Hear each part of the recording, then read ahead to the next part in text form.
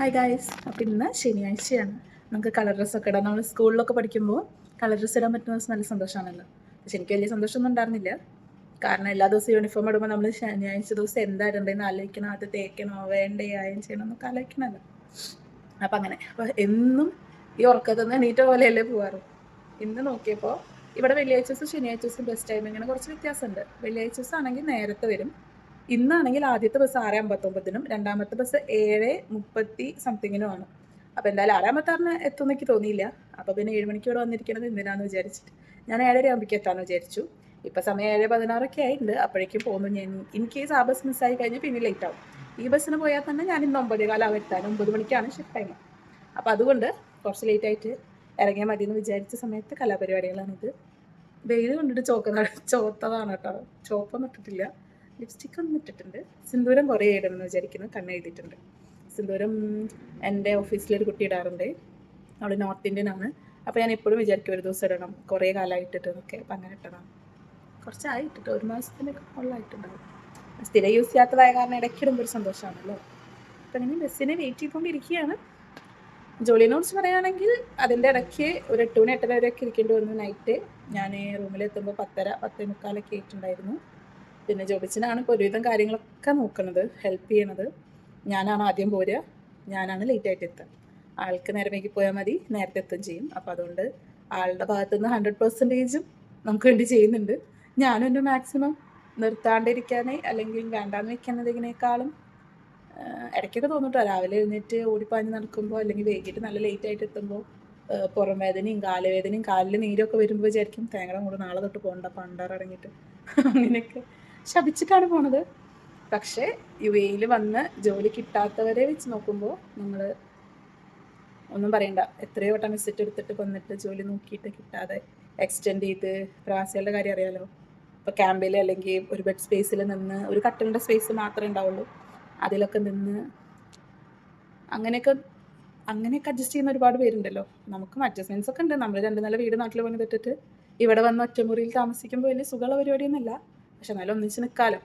Visa മാറ്റാൻ പോയപ്പോഴും അതെ, ആ ബസ്സിലുള്ള എല്ലാവരും എന്തെങ്കിലും ഒരു ജോലി കിട്ടും എന്ന് വിചാരിച്ചുള്ള പ്രതീക്ഷയിൽ പിന്നെയും പൈസ കൊടുത്ത് ബസ് എക്സ്റ്റെൻഡ് ചെയ്യുന്നവരാണ്. അപ്പോൾ അതൊക്കെ കണ്ടപ്പോൾ പിന്നെ ഒരു കുറ്റബോധം, കിട്ടിയത് വേണ്ടാന്ന് വെക്കുന്നതിലുള്ള ഒരു കുറ്റബോധം നന്നായിട്ട് തോന്നി. അപ്പോൾ അതുകൊണ്ട് മാക്സിമം ശ്രമിക്കാം എന്നുള്ള രീതിയിലാണ് നിൽക്കുന്നത്. എത്രത്തോണ്ട് പോകുമെന്നറിയില്ല.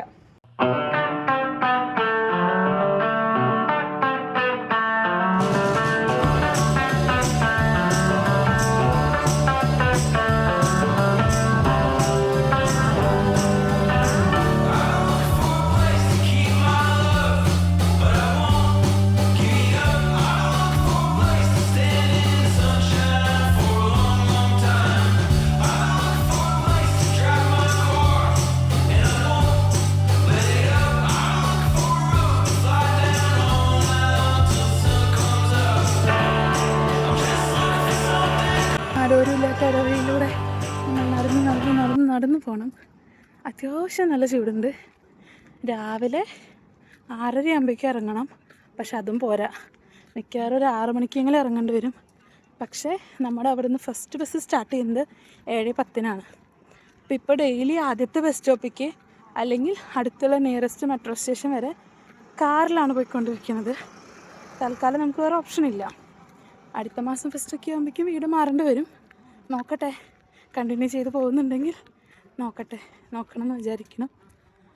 അങ്ങനെയാണ്. ഇപ്പോൾ രാവിലെ ഒരു 6:30-ക്ക് ഇറങ്ങിയാൽ വൈകിട്ട് ഒരു 8:30 ആകുമ്പോഴാണ് തിരിച്ചെത്തുന്നത്. കറക്റ്റ് പറഞ്ഞാൽ 12 മണിക്കൂർ. അയ്യോ, നല്ല രസമാണ്. 12 അല്ല കേട്ടോ, കറക്റ്റ് പറഞ്ഞാൽ 14 മണിക്കൂർ നമ്മൾ പുറത്താണ്. ഒരു 2.5 മണിക്കൂറൊക്കെ ട്രാവലിങ്ങും അതിൽ പകുതിയിലധികം നടത്തും. ഡെയിലി ഒരു 1/4 മണിക്കൂർ നടക്കണം. നമ്മൾ വെറുതെ നടന്നു പോകുന്ന പോലെയല്ലല്ലോ. ബസ് കിട്ടാനൊക്കെയുള്ള ഓട്ടാകുമ്പോൾ എൻ്റർടൈൻമെൻറ്റിന് അല്ലെങ്കിൽ ഡയറ്റ് അല്ല എക്സസൈസിന് വേണ്ടി നടക്കുന്ന പോലെയല്ല. ബസ് കിട്ടാനുള്ള ഓട്ടാകുമ്പോൾ ഓട്ടമാണ്, ടെൻഷനുമാണ് അത് കിട്ടിയില്ലെങ്കിലോ എന്നുള്ളതിൽ. മെട്രോയിലൊക്കെ ആണെങ്കിൽ കാല് കുത്താൻ സ്ഥലമില്ലാത്ത തിരക്കാണ് കേട്ടോ. നമ്മുടെ പഴിഞ്ഞ് കുന്നംകുളം ഭാഗത്തൊക്കെ +2-ന് പഠിക്കുമ്പോൾ ഞാൻ ബസ്സിൽ പോകാൻ വേണ്ടിയിട്ട് സ്കൂളിൽ പഠിക്കുന്ന സമയത്തൊക്കെ ബസ്സിൽ തൂങ്ങി പിടിച്ച് പോയ പോലെയാണ് മെട്രോയിൽ പോണത്. അടഞ്ഞു അങ്ങനെയാണ്. അടയാതെ പോവില്ല, അത് വേറെ കാര്യം. പക്ഷെ അങ്ങനെയാണ് അവസ്ഥ. അപ്പോൾ പറഞ്ഞു വന്നത് നമ്മൾ ആടിപ്പാടി വീട്ടിലേക്ക് എത്തണത് 8:30 8:45 ഈ 4 ദിവസമായിട്ട് 8:45 ആകുമ്പോഴേക്കും എത്തിയിട്ടുണ്ട്. ഇപ്പോൾ ജോബസിനാണ് ഫസ്റ്റ് വരുന്നത്. അപ്പോൾ കാഴ്ചകളും കാണിച്ചു തരുന്നതോടൊപ്പം വിശേഷങ്ങൾ പറയാമെന്ന് വിചാരിച്ചു. കഴിഞ്ഞ ദിവസം ഒരു സംഭവം ഉണ്ടായി. മലയാളീസിൻ്റെ ഒരു കഴിവ് എന്ന് വേണമെങ്കിൽ പറയാം. എന്നാൽ അതേസമയം നമ്മുടെ അല്പത്തരെന്നും പറയാം. അല്പത്തരല്ല, നമ്മുടെ സാഹചര്യമാണത്. ഞാൻ കഴിഞ്ഞ ദിവസം ഒരു ബസ്സിൽ കയറി. ഓഫീസിൽ നിന്ന് ഇറങ്ങാൻ ലേറ്റ് ആയത് കാരണം ഏതെങ്കിലും ബസ്സിൽ കയറി ഏതെങ്കിലും മെട്രോ സ്റ്റേഷനിലേക്ക് എത്താൻ വേണ്ടിയിട്ട് കയറിയതാണ്. ഓൺ പാസീവ് പോണ ബസ്സായിരുന്നു. കയറിയപ്പോൾ ഞാനിങ്ങനെ ചോദിച്ചു, ഏറ്റവും അടുത്ത മെട്രോ സ്റ്റേഷൻ ഏതാ? മാൾ ഓഫ് എമിറേറ്റ്സ് ആണെന്ന് എനിക്കറിയാം, അവിടേക്ക് പോകാമെന്ന് ചോദിച്ചപ്പോൾ എന്നോട് പറഞ്ഞു അങ്ങോട്ട് പോയില്ല, പോവും പക്ഷേ 1 മണിക്കൂറിൻ്റെ അടുത്ത് 1.5 മണിക്കൂറിൻ്റെ അടുത്ത് വളഞ്ഞു തിരിഞ്ഞിട്ടാണ് പോവുക. അപ്പോൾ നിങ്ങൾ എന്ത് ചെയ്യേ, ഇവിടെ ഇനി ഇറങ്ങിക്കുമെന്ന്. അപ്പോൾ ഞാൻ ചോദിച്ചു, ഞാൻ ഓൾറെഡി കാർഡ് സ്വൈപ്പ് ചെയ്തു, ഇനി ഇറങ്ങിക്കഴിഞ്ഞാൽ പൈസ പോവില്ലേ, തിരിച്ച് കയറുമോ ചോദിച്ചു. 7 രൂപ 50 പൈസ കേട്ടോ. 7 ദർഹം 50 ഫിൽസാണേ. അപ്പോൾ പോവാന്ന് പറഞ്ഞാൽ നമുക്ക് കുറച്ച് കഷ്ടമാണ്. അപ്പോൾ ആൾ പറഞ്ഞു ഓക്കെ, ഞാനൊരു 10 മിനിറ്റ് വെയിറ്റ് ചെയ്യാം, നിങ്ങൾ ഈ ബസ്സിൽ നിന്ന് ഇറങ്ങി 5 മിനിറ്റിനകത്ത് അടുത്ത ബസ്സിൽ കയറുകയാണെങ്കിൽ 3 രൂപയേ പോവുള്ളൂ, ബാക്കി 4.5 ദർഹംസ് നിങ്ങൾക്ക് തിരിച്ചു കയറും. അതല്ലാന്നുണ്ടെങ്കിൽ 15 ദർഹം പോവും. കാരണം അതിങ്ങനെ റൗണ്ട് അടിക്കുന്ന ബസ്സാണ്. എല്ലാ ബസ്സും അങ്ങനെ തന്നെ കേട്ടോ. ഒട്ടുമിക്ക എല്ലാ ബസ്സും ഇങ്ങനെ കറങ്ങിക്കൊണ്ടേയിരിക്കും. 1 വേ പോവുകയാണെങ്കിൽ 7.5 ദർഹം, മൊത്തത്തിൽ റൗണ്ട് അടിക്കുകയാണെങ്കിൽ 15 ദർഹം, അങ്ങനെയാണ് കണക്ക്. അപ്പോൾ ഞാൻ അവിടുന്ന് ചെക്കൗട്ട് ചെയ്താലും ചിലപ്പോൾ 15 ദർഹം കട്ടാകുമെന്ന് പറയും. അപ്പോൾ ഞാനിങ്ങനെ അയ്യത്തടാന്നായിട്ട് നിന്ന് എന്ത് ചെയ്യുമെന്ന് ആലോചിച്ചിട്ടാ. അപ്പോൾ അവർ പറഞ്ഞു, സാറ് പറഞ്ഞു കുഴപ്പമില്ല, ഞാനൊരു 10 മിനിറ്റ് വെയിറ്റ് ചെയ്യാം, എനിക്കറിയാം നിങ്ങൾ മലയാളീസൊക്കെ എത്ര കഷ്ടപ്പെട്ടിട്ടാണ് ഇവിടെ വന്നിട്ട് ജീവിക്കണേ, പൈസ ഉണ്ടാക്കണേ, ഓരോ ദർഹം ചേർത്ത് വെക്കണമെന്നൊക്കെ എനിക്കറിയാം, എനിക്ക് മനസ്സിലാവും, നിങ്ങൾക്ക് പാലക്കാട് അറിയുമെന്നൊക്കെ. കമ്മ്യൂണിക്കേഷൻ ഇംഗ്ലീഷിലാണേ, ഞാൻ പറയുന്നത് വെച്ചിട്ട് മലയാളത്തിലെല്ലാവരും സംസാരിക്കണം. പാലക്കാട് അറിയുമെന്ന് ചോദിച്ചപ്പോൾ ഞാൻ പറഞ്ഞു ഞാൻ കേരളത്തിൽ നിന്നാണ്, അടുത്ത ഡിസ്ട്രിക്റ്റാണ് പാലക്കാട്. അപ്പോൾ ആളവിടെ എന്തിനോ വന്നിട്ടുണ്ട്, അലിയാർ യൂണിവേഴ്സിറ്റിയോ അങ്ങനെ എന്തോ പറഞ്ഞു, പക്ഷെ ഞാൻ കേട്ടിട്ടില്ല കേട്ടോ. എന്തോ ആവശ്യത്തിന് വേണ്ടി വന്നിട്ടുണ്ട്, അതോ ഇനി ആരെങ്കിലും അവിടെ പഠിക്കുന്നുണ്ടോ അങ്ങനെയാണോ എന്ന് ചോദിച്ചാൽ എനിക്കറിയില്ല. അപ്പോൾ അത് ഫേമസ് ആണല്ലോ, എന്താ അറിയാത്തതെന്നൊക്കെ ചോദിച്ചു. അങ്ങനെ ആൾ അടുത്ത ബസ് വരുന്നത് വരെ ഒരു 10 മിനിറ്റ് അവിടെ നിർത്തി. ബസ്സിലൊരു 5 പേരൊക്കെ ഉണ്ടായിരുന്നുള്ളൂ. നമ്മുടെ നാട്ടിലൊക്കെ ആണെങ്കിൽ തെരുവിൽ തുടങ്ങൂലേ, പക്ഷെ ഇവിടെ അങ്ങനെയാണ്.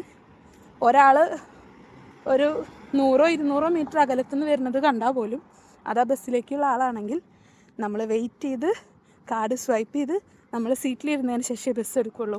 അതുകൊണ്ട് തന്നെ ഇവിടെ ഓട്ടപ്പാച്ചിലില്ല, ടൈമിനെത്താനും പറ്റില്ല. അങ്ങനെ ഒരു ഡ്രോബാക്ക് ഉണ്ട്, അങ്ങനെ ഒരു കുറ്റമുണ്ട്. നമ്മൾ നേരത്തിനും കാലത്തിനും ഇറങ്ങാൻ വിചാരിച്ചാൽ എത്തേണ്ടവർക്ക് എത്തില്ല, അതാണ് ഇവിടുത്തെ ഒരു പ്രശ്നം. പക്ഷേ ഇങ്ങനത്തെ കുറച്ച് അനുകൂലങ്ങളുണ്ട്. എത്ര വയ്യാത്ത ആളായാലും നമ്മൾ നടന്നെത്തി കയറി ഇരുന്നതിന് ശേഷം ബസ് എടുക്കുള്ളൂ. അപ്പം അങ്ങനെ ഒരു കാര്യം പറയാൻ കാരണം ഈ പറഞ്ഞ പോലെ മലയാളീസ് ഇവിടെ എത്ര കഷ്ടപ്പെട്ടിട്ടാണ് ജീവിക്കണത്. മലയാളീസ് എന്നല്ല കേട്ടോ എല്ലാവരും, പക്ഷേ ആളുടെ മനസ്സിൽ ഒരു മലയാളി ഇവിടെ വന്ന് ഓരോ ദഹൻസും കൂട്ടിപ്പറക്കി എത്ര കഷ്ടപ്പെട്ട് ജീവിക്കണതാ. അതിന്ന് 15 ദർഹം പോവാന്ന് പറഞ്ഞാൽ അതിൻ്റെ വാല്യൂ എന്നേക്കാളധികം ആൾ മനസ്സിലാക്കിയിട്ട് ആൾ എന്നെ സപ്പോർട്ട് ചെയ്യുകയാണ് ചെയ്തത്. അങ്ങനെ ഒരു ഇൻസിഡൻറ്റ് ഉണ്ടായി. അപ്പോൾ നമ്മൾ മലയാളീസ് ചന്ദ്രനിൽ ചായക്കട തുടങ്ങുന്ന ആൾക്കാരല്ലേ, അപ്പോൾ അവർക്കും അറിയാം